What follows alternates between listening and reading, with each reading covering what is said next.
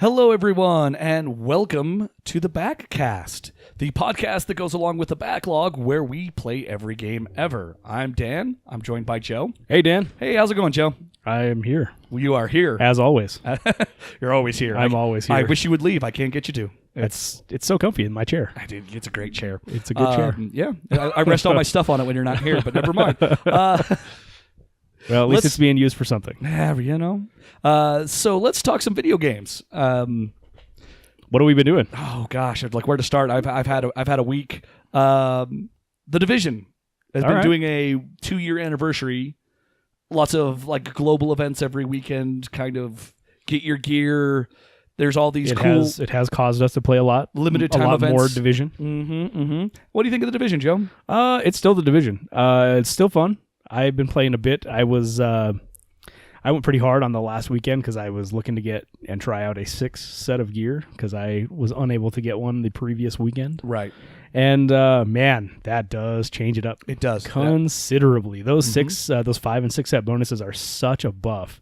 It makes any other set bonuses that you may have previously had kind of obsolete. Right. And they you can feel use, really anemic. And they have a system in there for Diablo players like a Rourke, the real Ring of Royal Grandeur. Yeah. But I don't know why you would ever use those. I also realized looking at that, so it's one thing and it reduces the number of sets you need by 1.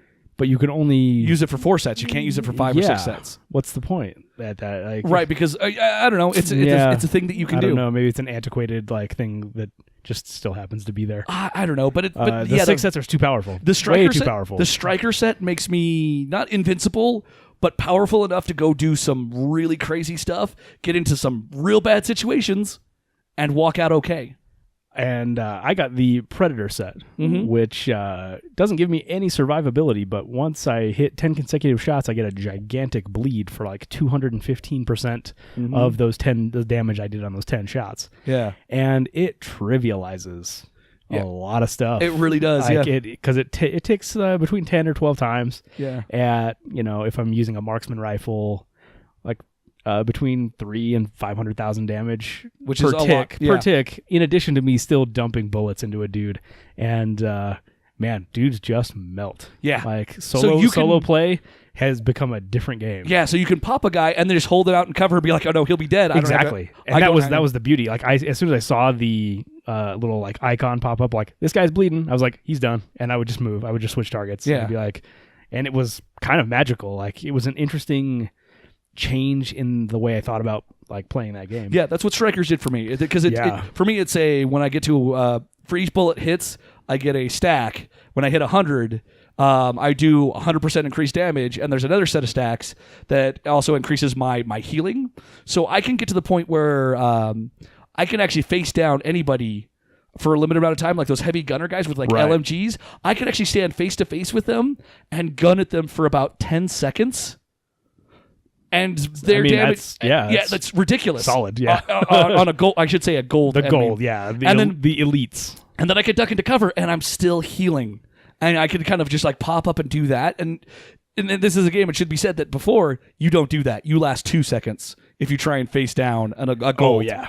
Oh yeah. And so it changed my ability. And I'm still pretty squishy, even though I have a 6 set. But I can be in cover and just let them die. Right. Off to the side. I don't have to think about it. And I rolled a bunch of skills that when I kill dudes, I get health. I built a kind of a health regen set. Okay. So as I'm killing people and switching targets, I've got all these things rolling where I'm just staying alive. I'm still very glass cannon, which in my build. For me, it worked out for me because I farmed the Dark Zone because there was a mask that looked really cool. But I ended up having to kill 150 named enemies. That's insane. But the only way to kill 150 named enemies efficiently is to go into the Dark Zone and run a loop of a couple of landmarks that respawn fairly frequently. Now, I've kind of got mixed feelings about that. The commendations that go along with this whole thing. Yeah, because that seems like an insane amount of dudes to have to kill. Yeah, to get a cosmetic item. And since I wasn't playing the global events when they started, I'm way behind the 8 ball. Right, because that's what it kind of seems like, but it seems like you can only get it during the Strike Global event, which is the one that happened last weekend. Yes, that's true.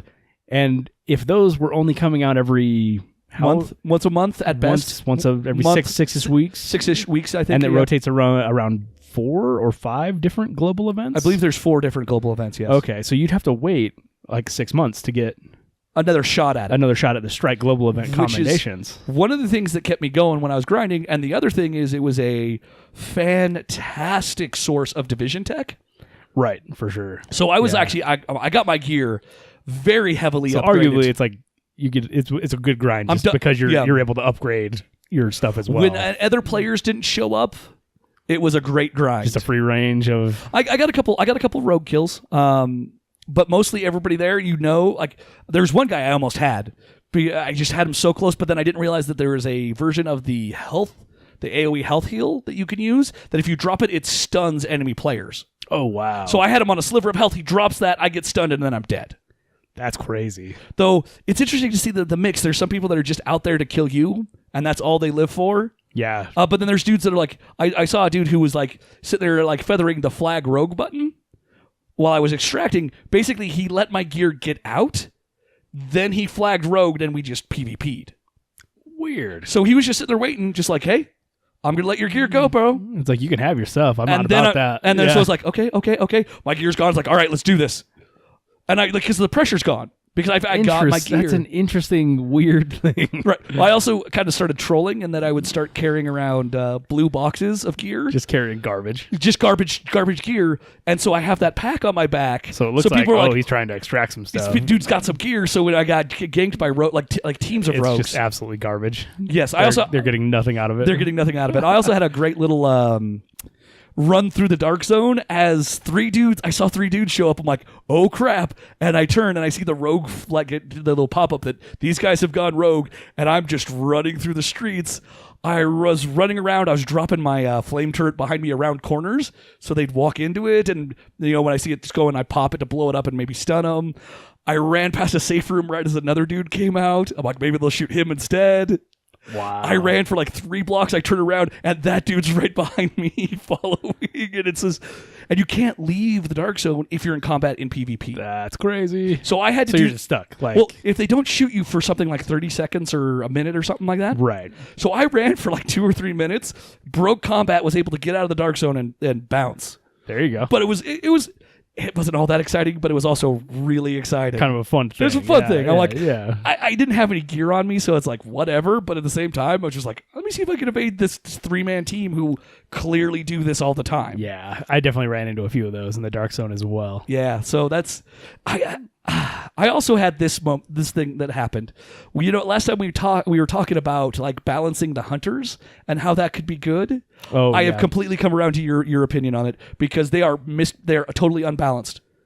I was running an underground thing where, so I know I'm like, wait, that's not triggering the next thing. Oh crap, I got hunters coming. Drop a heal by accident. Drop my flame turret. Guy comes running out straight at me, and now they've changed it so that if you hit 0 health. And you have the healing signature skill. It auto pops. Yeah. It'll auto pop that, so you get like this bonus. So this hunter's running straight at me.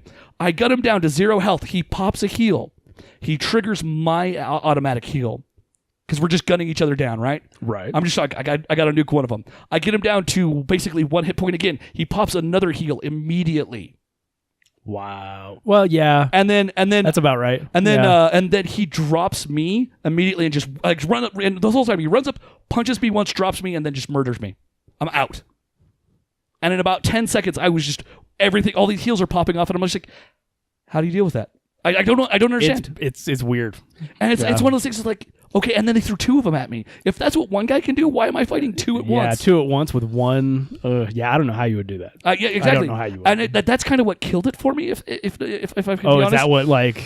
I was just like, you know what, I'm done, and I went and started playing some other things, and I felt better, and I was just like, you know what, I think I've got what I got, and I'm going to get out of the division. Interesting. Unless I'm co-oping, because co-oping you can do some things. Right. Yeah, and that's still what I'm interested in. Maybe trying to tackle is get into some of those incursions I've never done. Yeah, those are fun. And just some of the stuff because like there's a lot of that game since I stepped away so quickly, I didn't play through either of the last couple DLCs. So Yeah. there's still a ton of that that's still open to me. Yeah. And now that I've got a set, and I'm probably going to be farming for another set this weekend. And maybe we'll see how that goes. maybe that'll work. You can put a bleed on those guys that'll tick before they heal or or something. or just keeps the pressure on.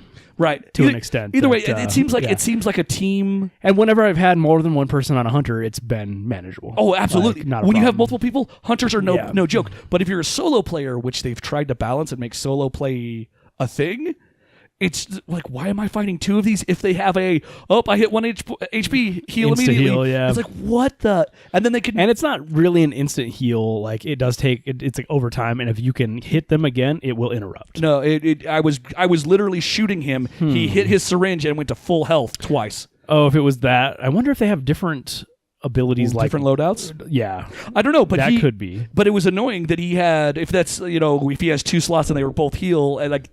That's cool, except for then he ran up and punched me and I was dead. Right. And there's nothing you can do about that. Even if you're mid-roll and he punches, you still get hit. Right.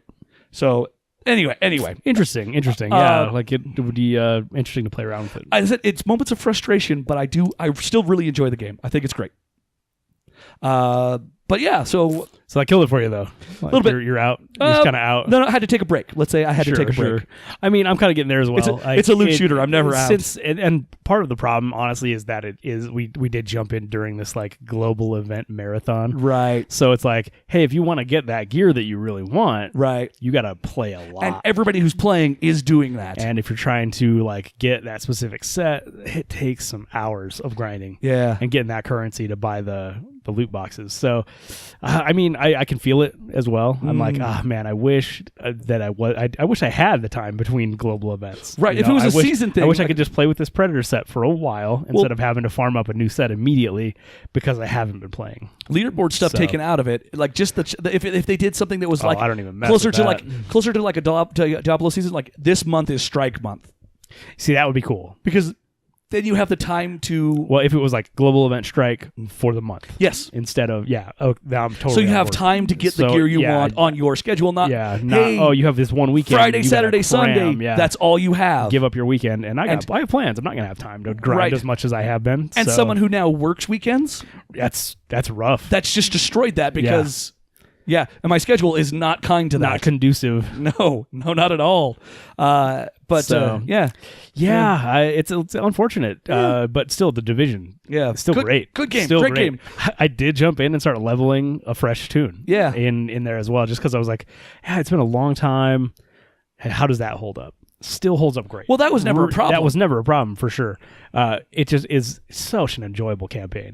The way that they have that world set up, it is open world enough and tons of collectibles. You can just kind of always have something to do and get sidetracked by weird stuff that's super interesting. Yeah. Be it little story beats, those echoes that are in the world that tell more of the story about how things just kind of broke down societally. Right. And it's super, super fun. Yeah. Super fun. Still a great game. If you're into Division and haven't played it for a while, still pick it up. Yeah, and just one side comment, like in leveling up, everything that drops is basically an upgrade. So you're just like, new gun, new this, exactly, new that, and you're just constantly just shoving stuff in your bags. Yeah. Though since I was able to since it gives you all of your crafting, you can just craft really good stuff and trivializes a lot of it, but it also makes it a lot more fun because you're just burning through. It's more of a narrative thing, right? Because I'm still kind of 100%ing each area. But I'm able to do it at a pretty leisurely pace, and I don't have to ever worry about getting in trouble or having to jump out and run away. Yeah. I can still just go through and collect anything I need, and I can take out any of the elites they throw your way. Yeah. At that level, so it's actually pretty fun. Really light. It's kind of a zen way to go about playing through that game. Podcast was definitely listening to. Definitely, yeah. You can throw. Well, I'm kind of in there listening to a lot of the story beats and stuff, so I haven't been doing much. But yeah, you could totally do that. Yeah. You could totally if you were. Not looking for story and just wanted to have something kind of just zen and just shoot some dudes. Yeah, absolutely. Loot some buildings. It's a good time. Yeah, it's some good stuff. But not so great stuff. I tried my hand briefly at some Battlefleet Gothic Armada. That was a Warhammer thing, right? It's a Warhammer 40K space ship battle, fleet battle game. So it's like a RTS space, but it's just ships against each other. Right, but it kind of holds the tabletop in the hey, here's your point allowance. Each ship has a point value. You could bring. Okay. So is it like the tabletop version of Battlefleet? Gothic? No, because it is RTS. Okay. Also, it's bad. Also not good. Well, here's the thing: was the tabletop Battlefield Gothic good? People speak highly of it, but then again, that could be just a nostalgia thing. It could be. I haven't played it myself. Don't know. And they kind of haven't had it for a long time. Right, but kind of canceled it a while ago. Right, but GW has a bad habit of they're getting better. They're actually been really on fire lately for firing on all cylinders in a way that's people really are kind of liking Vermintide too. Vermintide 2, yes. That's so we'll see. Got some buzz. Yeah, but maybe we'll play with that at some point. I wanted to try Battlefleet Gothic because they've announced the sequel and they're bringing all the factions to it, which with this one they had like 6 of the 12. Okay, now that sounds interesting to me. Yeah, right. There's they even showed in the trailer. They even showed some of the Tyranids, the Tyranid ships, and the Necron ships. You see, that might get me into an RTS. No. Well, if it's anything like this one, probably not. Well, it's a sequel. I'm not gonna show me what you got. You know? Right. Well, here's the thing: is the problem is, and I will fully admit, I might have been misunderstanding not getting the concepts, but then I was still in the tutorial, and they weren't telling me what I needed to know in order to do the thing. Oh, weird. Also, okay. there's this there's this weird disconnect because it's basically ships slowly circling each other in space because everything's like broadside shooting each other. So like pirate combat. Yeah, kind of, because it's one of those kind of naval combat games. Except for the enemy AI always knows the ship it wants to kill, where it is, even if it's hidden. I'm throwing air quotes here because there's nebula clouds you can hide in. But the enemy ship, the AI ship, if it's a target ship, they're like, yeah, but it's in that cloud, and they'll just beeline right for it. Okay, and there seems unfair. And there's also what killed it for me was I was doing a mission where you have to defend a ship that's stranded in space. It's trying to repair stuff. It's sitting dead in orbit. But it seemed like there was nothing I could do to stop their ships from attacking that ship, even though my ships were attacking their ships. And there's no feedback as you're doing this wrong. You're not doing this. Like they just weren't aggroing. They just were 100% aggroed. Not even that. I'm I'm setting all the ranges and broadsides, and I'm using the powers as they come off cooldown. And my ships are just slowly circling around their ships and not killing them. Not shooting. Well, yes, but no. Weird. And the amount of damage they take is just no, you're gonna kind of kill the stuff, and yep. All of a sudden, just big chunk of health comes off your the thing because they did the thing that they're going to do. And that's a pretty old game, though, right? Battlefield Gothic Armada? Maybe 2 years. Yeah, it's kind of old. Kind of old, but here's the thing: is RTSs have been around for a while, and just but bad design is nothing's really it's also really old. StarCraft, right? But they got that, but that still feels there's feedback there. Yeah, true. And here's the thing: is like I said, I might be misunderstanding a lot of what I was looking at, but in my defense, I was still in the tutorial, and I feel like I was missing something. Okay, so I at the point I'm just like I want to say once upon a time I may have seen some video of this game, and it did seem insanely punishing. Punishing as well, yes. I should say I even tried playing it on easy to see if that made a difference. No, it didn't. No, so just gonna smack you. Yeah, screw you. We're gonna kill your objectives. Go home. Yeah, and it's like the thing is, I want to like it. I like 40K. I like the big ship battles and stuff, but I don't know. And I like strategy games, but I was missing something, and so. It's always unfortunate. I ended up trying my hand at a different strategy type game, but that's a talk for later. What about you, Joe? As far as I'm concerned, I haven't had a lot of time this week, so I've kind of been still doing the WoW thing, though my weekday raid team is taking a break. As happens. So, end of expansion. Yeah, and they're just kind of like, we're having a lot of trouble recruiting. Obviously, it's the end of an expansion. Not a lot of people looking to jump into a already finished the last boss kind of raid team. So we decided we're just taking a break. There's another guild apparently that we may be talking to, maybe going to jump in and try our hand at a few mythic bosses at some point. Ooh. But still don't have enough people to really fill that roster out. Yeah. So probably not going to happen. But so I've been kind of jumping back into healing. Okay. Kind of full tilt. I did it on not only the priest, but on the druid as well. Okay. So I'm kind of just jumping back in to reacquaint myself with healing and seeing which style you like. Yeah, it needed some WoW, and I wasn't interested in doing the same raid over and over, so figured I'd jump into Mythic Plus. Yeah. And start healing Mythic Plus because that seems like a cool thing. And deal with the elitists. Yeah. And it's pretty rough since I've never healed before. And it tells everyone that on my Raider.io score. Yeah. It's like, hey, yeah, he's done harder stuff, but it's always been his DPS. So, I mean, be it on you. Like, it's on your head now. Yeah. So, real hard to get into any groups because they just don't believe you can do it.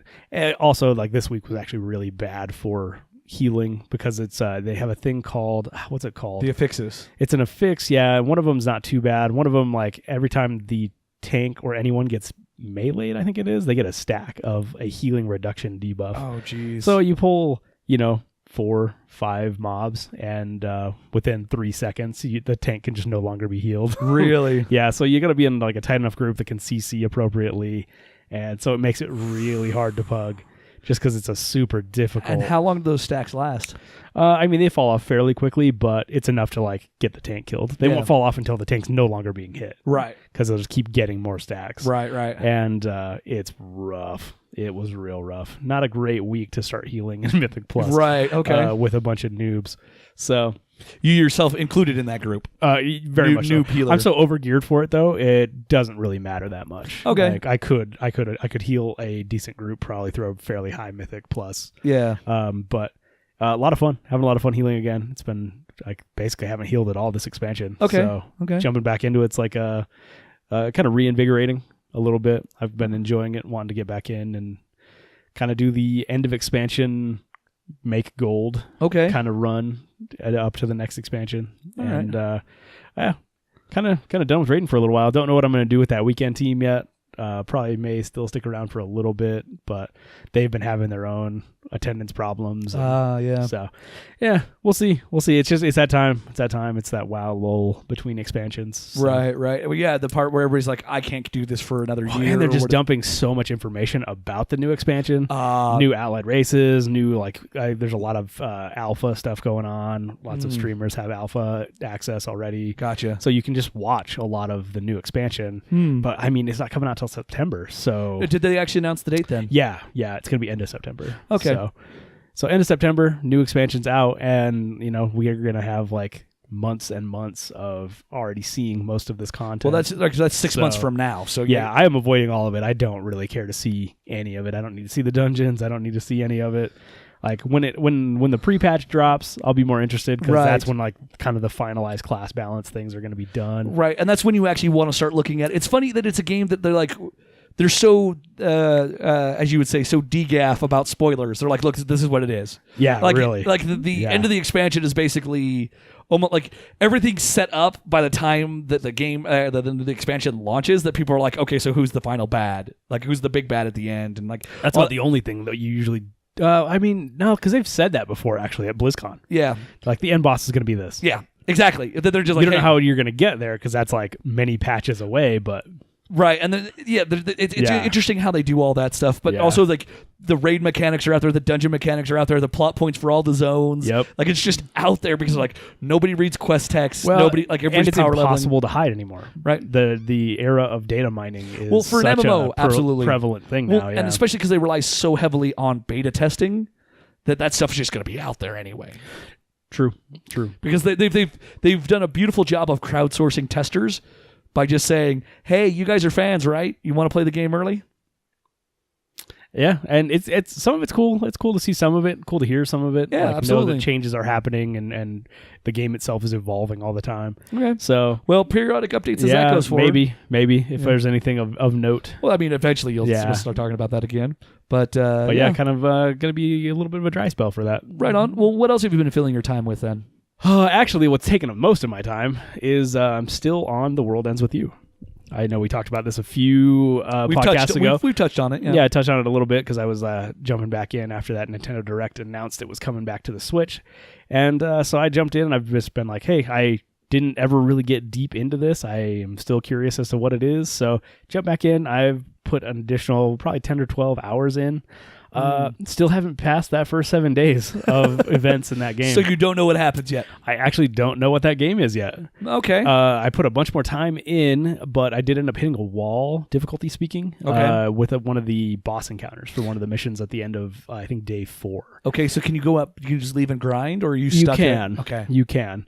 It's very much it's pretty linear as far as this part of it is going. Like, it's very much like, here's your mission for the day. get it done. That usually entails you having to go solve a few different people's problems throughout the area to either gain enough clues. So, I mean, to say that I haven't really gotten much farther is maybe not quite accurate. They have already dumped onto me probably 4 or 5 other systems as far as how to interact with that game. Okay. There's now a like Inception mechanic where you, as you gather information from different encounters, it kind of adds these like buzzwords to the game that you can then push on people that are like having trouble with something, and that usually leads to them either furthering the story or unlocking more things. Okay. It's like there's a politician who's like having real trouble with like what he needs to do next. And so there's a big like tournament for these like pins, which I highly suspect. So I told you the pins are the power mechanic. Right, that's your different spells, basically, is what pins you have equipped. Okay. It also seems like upcoming, there's like some tournament that they play using these pins. I highly suspect it's Pogs. Oh, really? There's an extra tab. You beat them and then you take them. No, there's an extra like info tab on each of the pins. It's called Tin Pin, and it has like number of whammies, the weight of the pin. No. Yes. So I'm it's literally Pogs. There is going to be a Pogs mini game at some point, and I just like I don't understand why I have not got there yet. Right. But there's like a social multiplayer type mechanic where you can like battle against people that has popped up. They have the full like Pokedex style bestiary and what pins things can drop, and so you can target specific monsters. Okay. It's still a Square Enix joint, grinding JRPG. Yeah, it's still got some very JRPG like farm up the orichalcums to get like high end items and stuff. There's like really rare stuff. Got it. Okay. That you have to like either trade in to get better clothing. I'm like full in on the they have like fully in instituted the fashion mechanics of the game. Yeah. Where you need to be wearing specific clothing in certain areas because it gets massively buffed, and certain pins get massively buffed or nerfed based on like their fashion, like how popular they are in the area. Yeah. Okay. And there's probably like 30, 35 different areas in this weird faux Japan. Really? Yeah. That's huge. It's huge, and they all have their different rankings and like what's popular there. Dang. And it's usually based on like what stores are in the area. Okay. Because like every area you go into, there's plenty of malls, like these multi-floor like Japan malls. I mean, it's a dense population center. Highly dense. So there's like multiple levels of like different fashion things, and everybody hates you because you haven't bought stuff at their store yet. Okay. Like, I found a really high-end thing that has like things worth like hundreds of thousands of yen. Oh, wow. And they won't even talk to you. They're like, you dumb kid, get out of my store. I know you can't afford anything. Like, and they're like, you're seeing their thought bubbles and stuff, and they're just like looking down on you the whole time. Dang. It's so weird, but I have a lot of fun with it still. It's still such a weird combat system. Yeah. Playing on two screens. You showed me, and that is crazy. Playing on two screens at one time, like your combat with a stylus on one screen and the D-pad on another. Which makes me wonder how they're going to bring that to Switch. I don't know. Because the Switch, I assume it's just going to be split screen down the middle. You're controlling one side combat with one Joy-Con and the other side combat. Or if you literally just switch between it, like can't see what's going on the one until they. Or get this, they motion control with one and they D-pad with the other. I hope not. I'm so over motion controls. I feel you, but they are still pushing that. It seems fairly often on the Switch. Like the motion control is still a thing. Labo is still a thing. I mean, well, has it come out yet? Is it now a thing? I don't think so. It's not out yet, but I think it will be a thing. Yeah, it will be a thing. Like Nintendo demands it. Nintendo has decreed. Jeez. It is happening. Yeah. But honestly, like I'm still kind of at a loss as to what this game is and where it's going. It's super interesting. They killed off one of your like friend characters already in the first I think day 5 or 6. They kill one dude off, and you're just like, okay, that was abrupt. Okay. Like, it's I don't know. I don't know what's gonna happen. I'm on day 7, I think now. I think I got to day 7, and I just haven't had a chance to push past that yet to see how the world ends with you. What ends up happening. Yeah. Okay. I assume the world will end with me. And then I will be the last one. Yeah. You know? It's just going to turn into Lost. Square Enix JRPG. I mean, cool. That sounds all right. We'll see. We'll see what happens. I'm actually really excited too. So, but I mean, that's something I have to play on the Switch when it comes out. So we'll delve back into that a bit when it actually comes out. Might have to get some long form entertainment going on that one. Yeah, maybe a full playthrough because it's pretty interesting. Yeah. And it does have some voice acting in it already even on the DS, which is interesting. It'd be nice to see it fully voiced on the Switch. Now the art style is what, like kind of like proto Kingdom Hearts, or is it vaguely? No, it's post Kingdom Hearts. Oh, it's by we talked about before, Jupiter, who did one of the Kingdom Hearts DS games. Gotcha. Okay. Or one of the handheld. Yeah, we got. Was it Advance? I don't know what it was. I don't remember. Don't care. I think we had a comment. Somebody was like, "Hey, it's this." Again, one of the lesser Kingdom Hearts games, therefore does not count. You did put a bit of a snarky reply on that, and I'm all for that. A little bit of snark. But yeah, it's very much Kingdom Hearts art style wise. Okay. And it's of the time. Like everything's very tribal tattoo, kind of like tribal themed. It's a cool version of it because they've taken it and just kind of made animal forms out of tribal style designs. It's not just like dude has a band around his bicep style tribal. It's a much more like, your chick doesn't have a tramp stamp that's just the tribal one. Not that you see. That's a good point. It is that. I haven't seen that yet. I have not had that. I have not seen the backside of my chick partner girl that's my friend that you were weirdly at odds with the entire time. But as also like your persona or whatever. Sort of. I don't know. It's hard to explain. Fair enough. It's weird. She's your partner, and you've but you guys made a pact with each other. Yeah. And it's apparently the only way you can win is if you have a partner. You can't solo. Okay. Can't solo in the World Ends With You. I hate enforced co-op games. Reaper game. Gotcha. Well, yeah, I'm looking forward to hearing more about that. So just briefly, I played The Room 2 to completion. Oh. Very nice. Not the sequel to the Tommy Wiseau. Not the Tommy Wiseau. But the long-awaited sequel. But The Room, the puzzle game that we played to completion, I played the sequel, and how'd it go? Was it more of The Room? Yes, it was, but ended up hitting the help button a lot more because it's like, so spoilers. Well, we were co-oping it before. Well, spoilers for The Room 2. Oh no, there's some weird stuff where it's like, I'm trying to figure out where to go next, and it just kind of falls off, and they're like, hey, maybe look at everything with the lens on. I'm like, what? Why that? Huh? And it's like this drawer over in the corner has a down arrow for you to look under the drawer, but there's a puzzle mechanic that you can actually switch which bottom's there. So if you saw that earlier, you'd see that there was nothing there and you would move on, but you have to know that it's the second bottom thing. I guess you got to keep doing weird stuff. The problem with puzzle games is you got to make it weirder. You got to make it weirder. But I actually really enjoyed it. It was kind of a cool. It was a cool thing. Does it look about the same? No real change there? No real changes. Well, they're phone games that are getting ported slowly over to PC. In fact, I looked up afterwards. There's 4 Room games. Oh, right on. There's The Room 1, 2, and 3. Now, narratively, did it do anything cool? Yeah. Okay, right on. I'm not going to talk. Yeah, no, I'm not asking that. I'm just like, did they do more in a cool way? Yes. In fact, one of the rooms that you're in The Room is like a kind of 19th century, or sorry, 18th century. What do we? Yeah. Sure. Yes. That's fine. Around 1900s, let's say. It was old. Turn of the previous century, like seance room.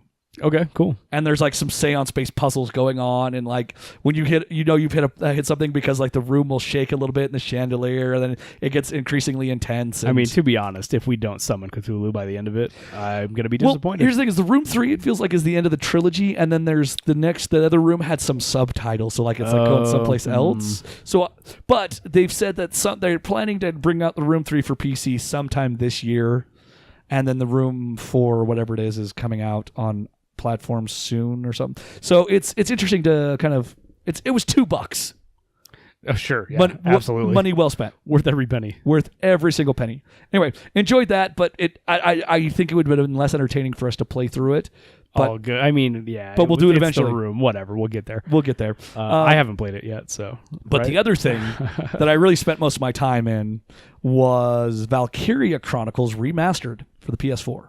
And so, what did this originally come out on? PS3. Came out on PS3. Okay. Yeah, and then I think it was just PS3, but it might have been on other platforms. I did see you playing a little bit of it, and I did think it was kind of cool style. It's like a tactics style game where you have multiple squad members of your squad, and you can pick who goes, and Yeah, and it should be said, it's, to be honest, the only tactics game I've ever played is Final Fantasy Tactics, which is what I'm pulling from, because like if I said Fire Emblem, people would be like, "What?" I mean, I understand that that's a tactics game, but I never played it. It was kind of the tactics game.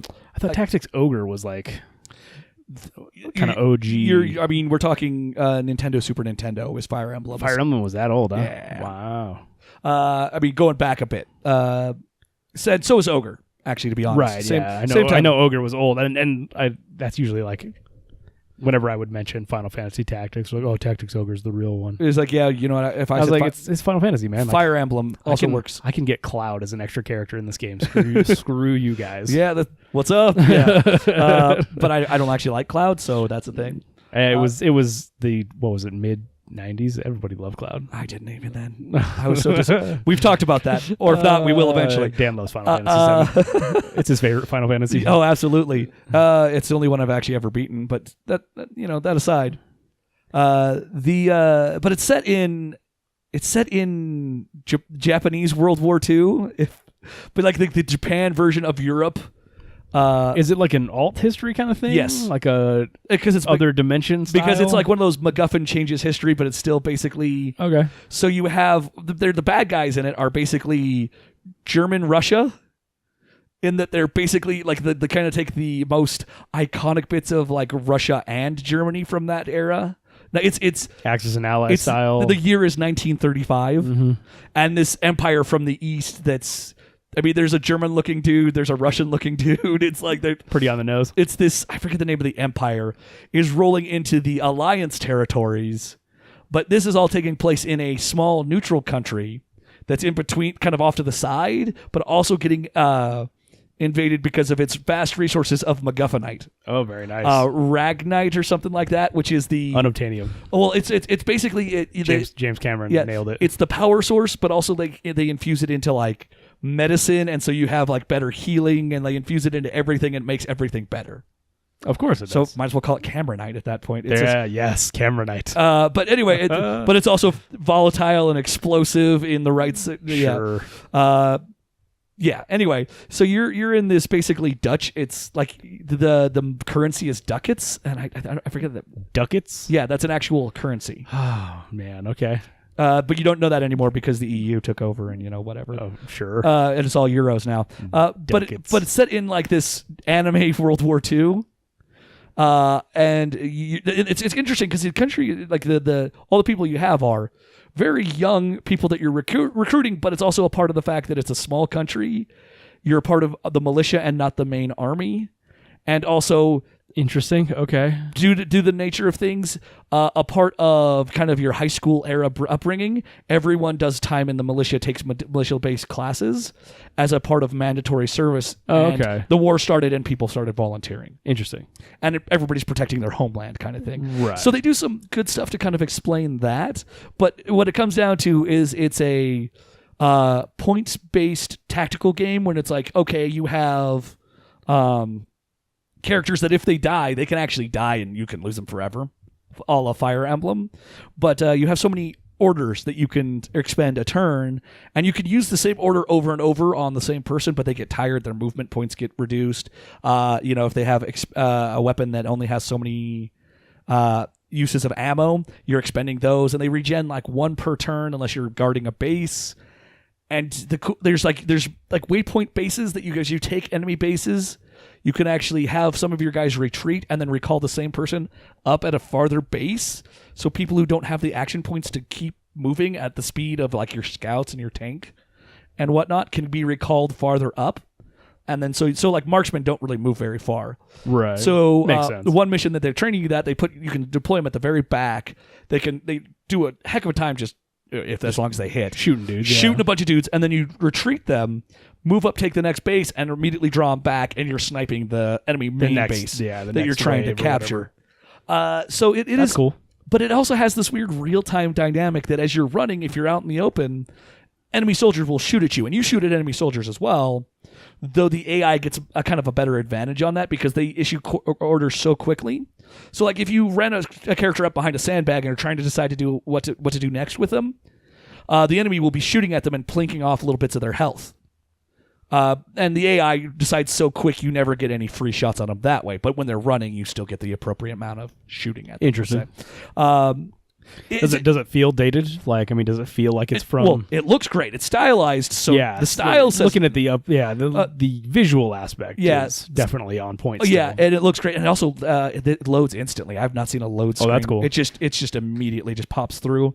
But as like the gameplay, the menus, kind of the way they feed that out to you, does it feel a little bit? Tactics games always feel kind of out of time. Yeah, no matter how you do them. RTSs in any form, in my opinion, kind of seem a little bit out of time. It seems like a dead genre to me. But because there's no innovation going on in it. What's left to be said there? Well, I mean, until somebody figures out the new innovation, nothing. Sure. Yeah. But isn't that always the way? Yeah. It is the way until someone shows them the until way. The next month, and that meme is dead. Oh yeah, but someone will figure something out and be like, "Hey, here's this cool idea for an RTS," and then if it makes enough money, everybody will be like, "Okay, we're doing our own RTS and we're borrowing that style." Maybe. I wonder what that would look like. Like, I mean,